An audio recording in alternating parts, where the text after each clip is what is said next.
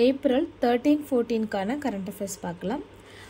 April 13 நம்ம history படிக்கும்போது ஒரு முக்கியமான நாள் நம்ம பார்த்துருப்போம் இல்லையா, இந்த ஜாலியன் வாலாபாக் படுகொலை அப்படின்னு ஒரு டேர்ம் படிச்சிருப்போம். ஸோ அதை பற்றி அந்த டீட்டெயில் படிக்கும்போது அதில் வந்துட்டு இது ஒரு முக்கியமான நாள். தென் ஏப்ரல் 14 வந்துட்டு சமத்துவ தினம் இல்லை சமத்துவ நாள் அப்படின்னு கொண்டாடுற அண்ணல் அம்பேத்கர் அவர்களோட பிறந்த நாள். ஸோ ஒரு நேஷ்னல் லீடர் அப்படிங்கிற முறையில் அவரோட வாழ்க்கை வரலாறு ரொம்ப நல்லா தெரிஞ்சிருக்கணும்.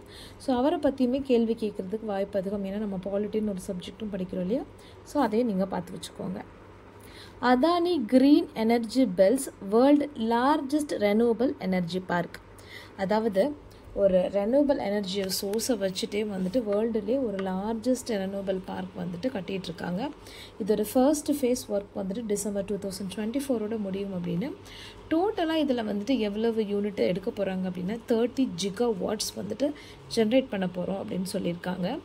இதோட மொத்த பரப்பளவு பாரிஸ் நகரை விட 5 மடங்கு வந்து பெருசாக இருக்கும் அப்படின்னு சொல்லியிருக்காங்க. இது எந்த இடத்துலனா இந்தியாவில் ஹச்ன்னு சொல்கிறோம்ல, ஹச் வளைகுடா, அந்த குஜராத்தில் கவுடா அப்படிங்கிற ஒரு இடத்துல தான் கட்டிகிட்டு இருக்காங்க. இந்த இடத்திற்கும் நிறைய நிறைகுறைகள் இருக்குது, அதையும் நம்ம பார்க்கலாம். இப்போது வந்து 2 GW வந்து தயாரிச்சிட்ருக்காங்க. தென் இந்த மந்த்து இல்லை மார்ச்சில் வந்துட்டு 4 GW அது உயர்த்தப்படும். தென் ஒவ்வொரு இயரும் வந்துட்டு 5 GW கெப்பாசிட்டி வந்து நாங்கள் வந்துட்டு இன்க்ரீஸ் பண்ணிகிட்டே இருப்போம் அப்படின்னு சொல்லியிருக்காங்க. ஸோ டோட்டல் கெப்பாசிட்டியாக இவங்க ஏம் பண்ணியிருக்கிறது 30 GW வந்து ஏம் பண்ணியிருக்காங்க. சரி, இந்த இடத்த ஏன் சூஸ் பண்ணணும், இதோட நிறைகுறிகள் என்ன அப்படின்னு பார்க்கலாம். இப்போ பேசும்போதே நீங்கள் வந்துட்டு அந்த ஒரு மேப், இந்தியாவோட மேப்பில் இருக்குல்ல, அந்த குஜராத் ரீஜன், ஹச் ரீஜனை வந்துட்டு நீங்கள் யோசிச்சு வச்சுக்கோங்க.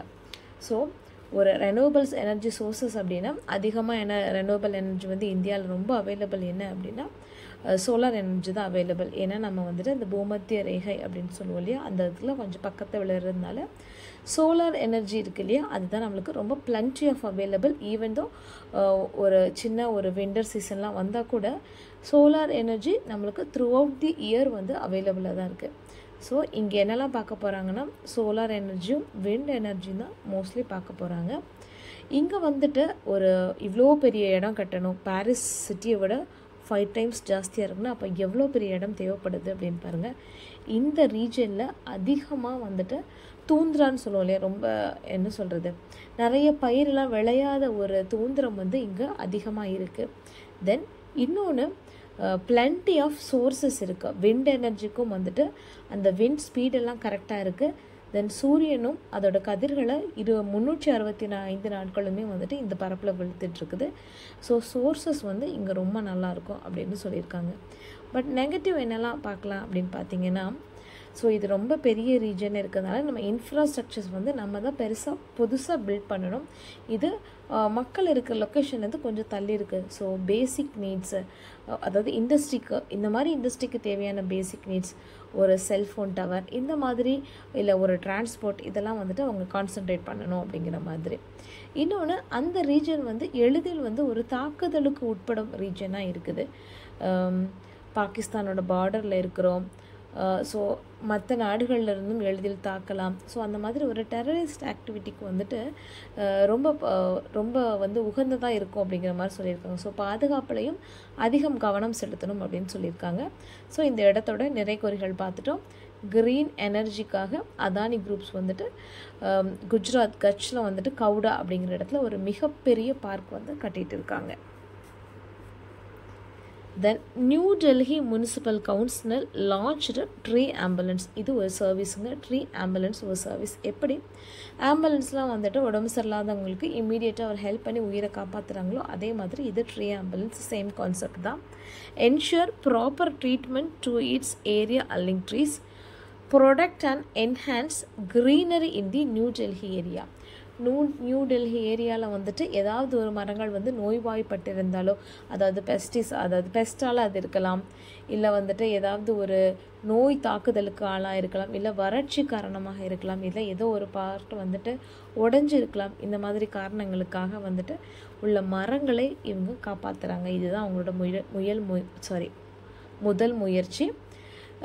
எப்படி வந்துட்டு ஒரு டாக்டர் இல்லை ஒரு ஆப்ரேஷன் தியேட்டரில் ஒரு அசிஸ்டன்ட் சர்ஜன்லாம் இருக்காங்களோ அதே மாதிரி இவங்களை ட்ரீ சர்ஜன் அப்படின்னு சொல்கிறாங்க. ஆக்சுவலாக பார்த்திங்கன்னா இந்த ஆம்புலன்ஸ் வெஹிக்கிள் வந்து டீசல் இல்லை பெட்ரோல்லாம் கிடையாதுங்க, சிஎன்ஜியெல்லாம் ஒர்க் பண்ணுற மாதிரி கொண்டு வந்திருக்காங்க. இதில் உள்ள அந்த சர்ஜன், அந்த ட்ரீ சர்ஜன் அப்படிங்கிறவங்க அதை ஃபைன் பண்ணிவிட்டு என்ன ப்ராப்ளம் அப்படின்னு அதை ஃபிக்ஸ் பண்ணுவாங்க. ஸோ இப்போ ஏதாவது ஒரு பார்ட் வேஸ்ட் ஆகிடுச்சு இல்லை பெஸ்ட்டால் ரொம்ப பாதிக்கப்பட்டிருக்குன்னா அந்த பார்ட்டை மட்டும் கட் பண்ணிவிட்டு வாஷ் பண்ணிவிட்டு அதுக்கு தேவையான ஃபர்டிலைசர், பெஸ்டிசைட்ஸ் இல்லை இன்செக்டிசைட்ஸ் ஏதாவது போட்டுட்டு அதை வந்து மீட் எடுக்கிறதோ அதுதான் வந்து இதோட முக்கிய நோக்கமாகவே இருக்கிறது. ஸோ இந்த மாதிரி பாதிக்கப்பட்டிருக்கோம் இல்லையா, இப்போ நம்ம ஹெல்த் இஷ்யூ அப்படின்னு சொல்கிற மாதிரி மனிதர்களுக்கு ஒரு ஹெல்த் இஷ்யூ இருக்கிற மாதிரி மரங்களுக்கு இதை க்ரீன் ஹெல்த் இஷ்யூ அப்படின்னு சொல்கிறாங்க.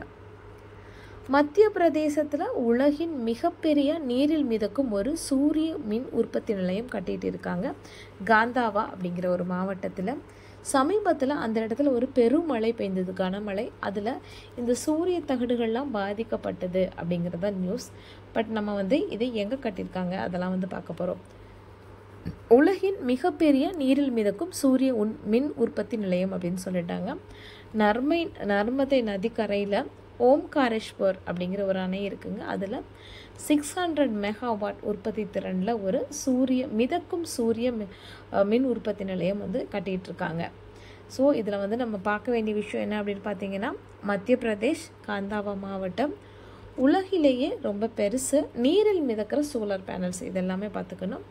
கரெக்டாக பார்த்தீங்கன்னா இப்போ நர்மதே ரிவர், அதில் ஓம்காரேஸ்வர் அப்படின்னு. ஸோ ஜாக்ரஃபி ரிலேட் பண்ணிக்கணும். நர்மதே அப்படின்னு எடுத்துக்கும் போது அந்த ரிவரோட பேட்டர்ன், எல்லா ரிவருமே வந்துட்டு ஒரு டைரக்ஷனில் ஃப்ளோ ஆனால் நர்மதே தப்திலாம் வேறு ஒரு டைரக்ஷனில் ஃப்ளோ ஆகுதில்ல. ஸோ அந்த மாதிரி ஜாக்ரஃபி ரிலேட் பண்ணி படிச்சிங்கன்னா உங்களுக்கு ரொம்ப ஈஸியாக இருக்கும்.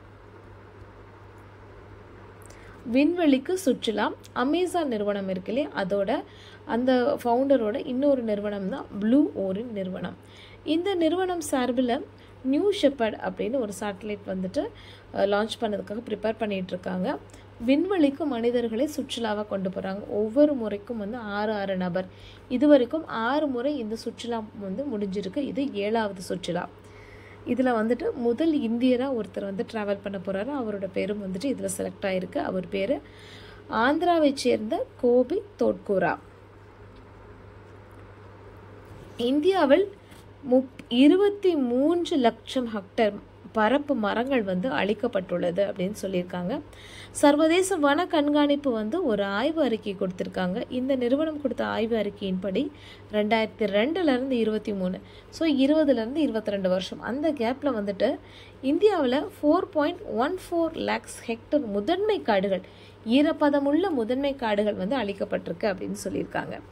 2013லேருந்து 23 வரைக்கும், அதாவது இந்த கடந்த 10 ஆண்டுகளில் சட்டங்கள் வந்து ரொம்ப ப்ராப்பராக இம்ப்ளிமெண்ட் பண்ண ஆரம்பிச்சிட்டாங்க. ஸோ சட்டங்களும் கடுமைகளும் ரொம்ப கடுமையானதுக்கப்புறமா வந்துட்டு வன அழிப்பு அப்படிங்கிறது கம்மியாக இருக்குது. பட் ஈவன் தோ அதையும் தாண்டி வந்து வன அழிப்பு இருந்தது அப்படின்னா 95% வந்து இயற்கையால் ஒரு சீற்றம் இருக்கும் இல்லையா, காட்டுத்தீ, இந்த மாதிரி ஒரு காரணங்களுக்காக தான் அழிஞ்சிருக்கு அப்படின்னு சொல்லியிருக்காங்க.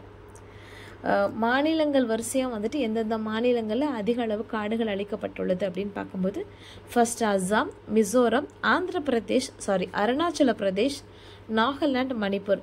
ஸோ இந்த வடகிழக்கு மாநிலங்களில் தான் அதிக அளவு காடுகள் வந்து அழிக்கப்பட்டிருக்கின்றன. இது எலெக்ஷன் டைம் அப்படிங்கிறதுனால ஒரு ஸ்பெஷல் ஆர்டிக்கல் கொடுத்துருக்காங்க. தமிழகத்தோட பழைய இந்த குடவோலை முறை இருக்கு இல்லையா, அதை பற்றி தான் கொடுத்துருக்காங்க. அந்த கல்வெட்டு இன்ஸ்கிரிப்ஷனை பற்றி சொல்லியிருக்காங்க. இது ஒரு 30 மெம்பர் கொண்ட ஒரு சபா. இதில் உள்ள வயதுலாம் எத்தனை பேர் இருக்குன்னா 35லேருந்து 70 வயது உள்ளவர்களாக இருப்பாங்க.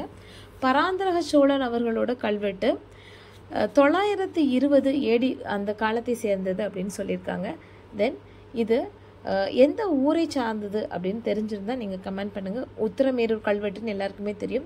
அதில் ஒரு பர்டிகுலர் ஒரு ஊரை பற்றிய ஒரு குடைவலை முறை தான் வந்து சொல்லியிருக்காங்க. அது என்னன்னு தெரிஞ்சால் கமெண்ட் பண்ணுங்கள்.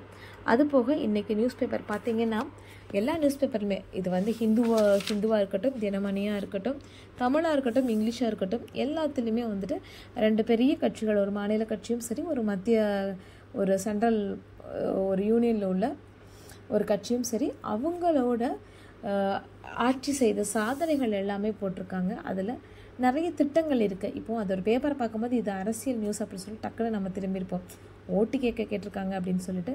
பட் அதுலேருந்து எவ்வளோ பாயிண்ட் எடுக்கலான்னு பாருங்கள். இன்றைக்கி அவங்க ஸ்கீம் எல்லாம் கொடுத்துருக்காங்க. மகளிருக்கான முத்ரா ஸ்கீம், ஸோ 33% ரிசர்வேஷன் சொல்லியிருக்காங்க. நரிசக்தி வந்தன் இருக்குல்லையே, அதை தான் சொல்லியிருக்காங்க. தென் கிராமங்களுக்கு குடிநீர் இணைப்பு சொல்லியிருக்காங்க, அது ஜல்ஜீவன் மிஷனோட கனெக்ட் பண்ணிக்கணும். மகளிர்களுக்கு பெண் குழந்தைகளுக்கான சேமிப்பு திட்டம், அது செல்வ மகள் திட்டம், என்னென்னா சுகன்யா திட்டத்தோட கனெக்ட் பண்ணிக்கணும்.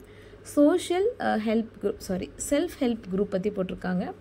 தென் ஒவ்வொரு வீட்டுக்கும் வந்துட்டு டாய்லெட் கட்டித்தரோன்னு சொல்லியிருக்காங்க, அதை ஸ்வச் பாரதோட கனெக்ட் பண்ணிக்கணும். தென் கர்ப்பிணி பெண்களுக்கு உதவின்னு சொல்லியிருக்காங்க, அது மாத்ரு வந்தனா யோஜனா கூட நம்ம கனெக்ட் பண்ணிக்கணும். தென் ₹1 வந்துட்டு விமனுக்கு சானிடரி நாப்கின் சொல்லியிருக்காங்க. தென் முக்கியமான 2 வரலாற்று இது சொல்லியிருக்காங்க. ட்ரிபிள் தலாக்கை வந்து எடுத்தது ஆர்டிகல் 370 சொல்லியிருக்காங்க. தென் ஜன்தன் அக்கௌண்ட் அப்படின்னு ஒன்று இருக்குமா, ஜல் ஜீவன் மிஷன் எல்லாருக்கும் தெரியும். ஜன்தன் அக்கௌண்ட் அப்படின்னு பெண்களுக்கு ஒரு அக்கௌண்ட் இருக்குங்க. அதில் ஒரு குறிப்பிட்ட பெண்களுக்கு, அதாவது ஒரு பொருளாதார நிலைமையில் ரொம்ப பின்தங்கியவர்களுக்கு அவங்களுக்கு வந்துட்டு அவங்க பொருளாதார உதவி கொடுக்குற மாதிரி வந்துட்டு வருடத்திற்கு ₹6000 வந்து கவர்மெண்ட் கொடுக்குறாங்க. ஸோ அதை பற்றியும் கொடுத்துருக்காங்க. அதுபோக உள்கட்டமைப்பு இன்ஃப்ராஸ்ட்ரக்சரை வந்துட்டு மேம்படுத்துறதுல Sagarmala, smart city, Amrut scheme இது எல்லாமே கொடுத்துருக்காங்க. ஸோ இது எல்லாமே வந்துட்டு ஒரு கீவேர்டு தான். இதை பற்றி நம்ம முழுமையாக தெரிஞ்சுக்கணும், அதுவும் தெரிஞ்சுக்கோங்க. தேங்க்யூ.